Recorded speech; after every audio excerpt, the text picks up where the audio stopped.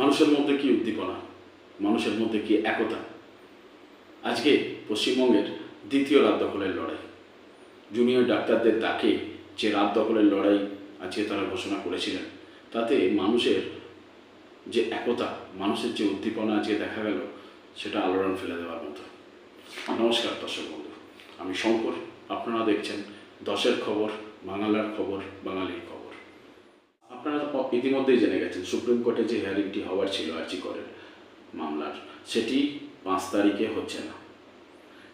আমাদের সুপ্রিম কোর্টের যিনি প্রধান বিচারপতি আছেন ডিআই চন্দ্রচূড়, তার শারীরিক অবনতির জন্য এই মামলাটি আপাতভাবে 5 তারিখে স্থগিত করা হয়েছে। মামলাটি কবে হবে তার এখনো কোনো ডেট এই মুহূর্তে ডিক্লেয়ার করা হয়নি। তবে আজকে একটা ইন্টারেস্টিং ঘটনা ঘটেছে। তার আগে আপনাদেরকে বলি, আপনারা জানেন আজকে জুনিয়র ডাক্তারদের ডাকে সাধারণ মানুষ যেভাবে সম্মিলিতভাবে যে আজকে আন্দোলনে সাড়া দিয়েছিলেন রাত দখলের লড়াইয়ে, এই কিছুক্ষণ আগে একটি খবর পাওয়া গেল যে কোচবিহারে মাথাভাঙাতে কিছু সাধারণ মানুষ এইভাবেই মোমবাতি হাতে নিয়ে তারা জাস্টিস ফর আরজি করের নামে রাস্তায় ছিলেন, প্রতিবাদী মুখ হিসেবে তারা রাস্তায় ছিলেন।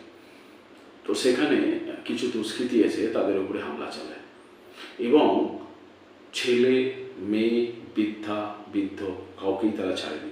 ইনফ্যাক্ট রাস্তায় যে তারা লিখেছিলেন সেই রাস্তার লিখন পর্যন্ত মুছে ফেলা হয়।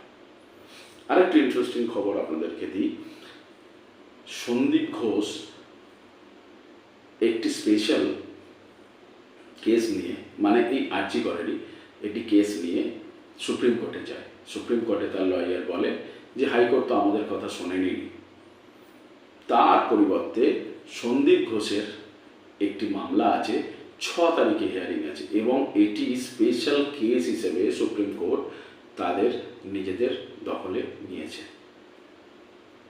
কত কিছুই না ঘটছে না এই রাজ্যে, অথচ আমরা আন্দোলন করে যাচ্ছি। এই কারণেই আমি বলেছিলাম যে 27 তারিখের আন্দোলনটা খুব প্রয়োজন ছিল। আচ্ছা, একটা কথা আপনারা ভাবুন যে আমরা খেলতে নেমেছি, সবাই বলছে যে খেলা হবে, খেলতে নেমেছি, সবাই খেলছেন, কিন্তু আপনারা কি একবারও ভেবে দেখেছেন যে আপনারা যে খেলছেন, আপনাদের যে অপোনেন্ট বা আমাদের যিনি অপোনেন্ট, তিনি কতটা স্ট্রং, তিনি কতটা শক্তিশালী। আমরা এমন একটি প্লেয়ারের এগেনস্টে খেলছি যিনি খুব ভালো ডিফেন্স করতে জানেন, যিনি খুব ভালো ফরওয়ার্ডে জানেন, যিনি খুব অ্যাটাকিং মুডে থাকেন, তিনি জানেন কিভাবে আমার যে সামনে অপোনেন্ট আছে তাকে পর্যদস্ত করে আমি গোল দিয়ে আসতে পারবো।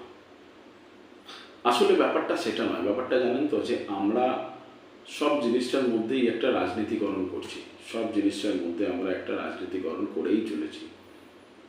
এই জায়গাটায় আমাদেরকে ভাবতে হবে, এই জায়গাটায় আমাদের ভাবার সময় এসে।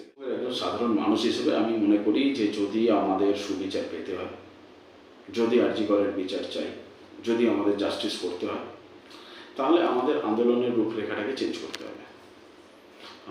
আমরা যে আন্দোলনটা করছি, এই আন্দোলনে কতটা রেজাল্ট আসবে এটা নিয়ে খুব সন্দেহ আছে। দেখুন, প্রত্যেকে মানুষই তার ফ্যামিলি আছে, প্রত্যেকটা মানুষের নিজস্ব জীবন ধারণা, ধ্যান ধারণা আছে। এবং আজকে একটি ঘটনা ঘটেছে, আপনাদের জানিয়ে দিই, আপনারা নিউজে দেখে থাকবেন, কোচবিহার মাথাভাঙাতে কিছু সাধারণ মানুষ মোমবাতি নিয়ে মিছিল করছে এবং সেই মিছিলে কিছু দুষ্কৃতী গিয়ে এমন তাণ্ডব চালায়, বৃদ্ধা, বৃদ্ধ, সেই মিছিলে সামিল হওয়া কিছু মহিলা, শিশু কাউকে বাদ দেয়নি। ইনফ্যাক্ট রাস্তায় যে তারা লিখেছিল সেই রাস্তার লিখন পর্যন্ত মুছে দিয়েছে এবং ধমকি দেওয়া হয়েছে। এবং এই জিনিস কিন্তু ঘটবে, আগামী দিনে এই জিনিস কিন্তু ঘটবে, এটা নিয়ে কোনো দ্বিমত নেই। এই জিনিস ঘটবেই ঘটবে। এবং আস্তে আস্তে পুজো আসছে, আস্তে আস্তে আর 5 দিন 10 দিন পর আমরা কিন্তু সবাই পুজো নিয়ে ব্যস্ত হয়ে যাব। কারণ পুজো উদ্যোক্তারা তারা তো দেবীর পূজা করছে। যে রাজ্যে দেবীরাই ঠিক নেই, সেই রাজ্যে আমাদের পুজো উদ্যোক্তারা দেবীর পূজাতে ব্যস্ত। তো তাই জানি না এই আন্দোলন কতটা সঠিক পথে এগোচ্ছে। আজকে যে আন্দোলন জুনিয়র ডাক্তাররা করছেন, যে আন্দোলনে মানুষ পাশে এসে দাঁড়িয়েছেন, এই আন্দোলনের রূপরেখাটা কি? আন্দোলনটা কেন করছি? আজকে কি হচ্ছে এই আন্দোলনটা করে? আপনি সারা রাত আন্দোলন করছেন, সারা রাত আপনারা জেগে রাত দখলের লড়াই করছেন, তারপর আপনারা বাড়ি চলে যাচ্ছেন। এতে কি আলটিমেট শাসকের কোনো লাভ হচ্ছে? আমি রাস্তায় আজকে দেখলাম আসার সময় যে একটা সাইডে সাধারণ মানুষ, সেখানকার কিছু লোকাল লোক, তারা বাড়ি থেকে বেরিয়ে মোমবাতি হাতে নিয়ে মিছিল করছে, এবং ঠিক তার অপোজিটে একটি রাজনৈতিক দল তাদের কর্মসূচি পালন করে যাচ্ছে। তো যাদের বিরুদ্ধে আপনারা এই আন্দোলন করছেন, যাদের বিরুদ্ধে আপনারা মুখ খুলছেন, আবার তাদেরকেই আপনারা পাশে নিয়ে এই আন্দোলনে সামিল হচ্ছেন, ব্যাপারটা কেমন আজগুবি টাইপের লাগছে না? ব্যাপারটা মনে হচ্ছে না যে ব্যাপারটা থেকে আমাদের ডাইভার্ট করে দেওয়া হচ্ছে, আমাদেরকে ঘুরিয়ে দেওয়া হচ্ছে? জানি না, আমার কিন্তু মনে হচ্ছে, আমার কিন্তু এই আন্দোলন দেখে মনে হচ্ছে। সবাই বলছে যে মানুষ রেগে গেছে, মানুষ খুব রেগে আছে, কিন্তু এই রাগের প্রতিফলন কিন্তু সঠিক জায়গায় দেখা যাচ্ছে না। আচ্ছা, আমাকে একটা কথা বলুন তো, আপনি যদি মানে গাছের গোড়ায় পোকা ধরে, তো আপনি কি গাছের গোড়াটা আগে কাটবেন, না আপনি গাছের ডালগুলোকে কাটবেন? বাংলার মানুষ তো এখন সেটাই করছে। গাছের গোড়ায় যদি পোকা ধরে থাকে, গাছের ডগা কেটে কী হবে? দেখুন, সুপ্রিম কোর্টে কেস করেছেন, সুপ্রিম কোর্টে মুভ করেছেন, এবং উনি বলেছেন হাইকোর্টের নাকি ওনার কোনো কথা শোনা হয়নি।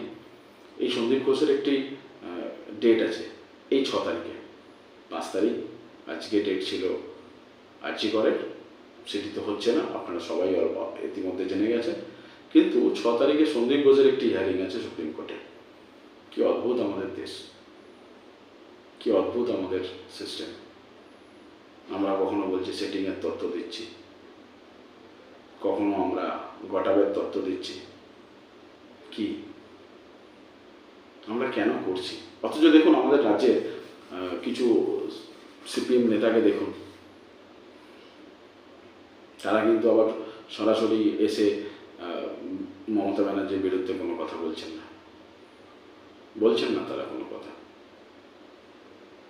তারা কিন্তু শাসক দলের বিরুদ্ধে কোনো কথা বলছেন না, এবং ইনফ্যাক্ট তাদের আন্দোলন আর দেখাই যাচ্ছে না, তাদেরকে আর খুঁজেই পাওয়া যাচ্ছে না। সেই যে আর্যিকর ঘটনার পর তারা গায়েব হয়ে গিয়েছিলেন, তারপরে শুধু একটি লালবাজার অভিযান করেছিলেন, জানি না তারপর তারা কোথায়। তবে আমি বলবো মানুষকে তার আন্দোলন চালিয়ে যেতে।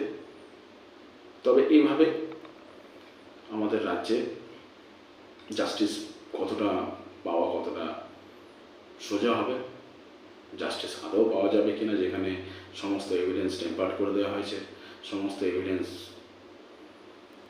মুছে ফেলা হয়েছে, তো সেখানে কতটা রেজাল্ট আসবে, অভয়ের কি জাস্টিস হবে, এটা নিয়ে কিন্তু সন্দেহ থেকেই যায়। তবে গণতন্ত্রে ভরসা রাখতে হবে, ভারতবর্ষের সংবিধানকে ভরসা রাখতে হবে। এই বলে আজকের প্রতিবেদন শেষ করছি। আমাদের পাশে থাকবেন। আমাদের ভিডিও যদি ভালো লাগে তাহলে লাইক করবেন, সাবস্ক্রাইব করবেন, এবং আমাদের পাশে থেকে আমাদের চ্যানেলটিকে এগিয়ে নিয়ে যেতে সাহায্য করবেন।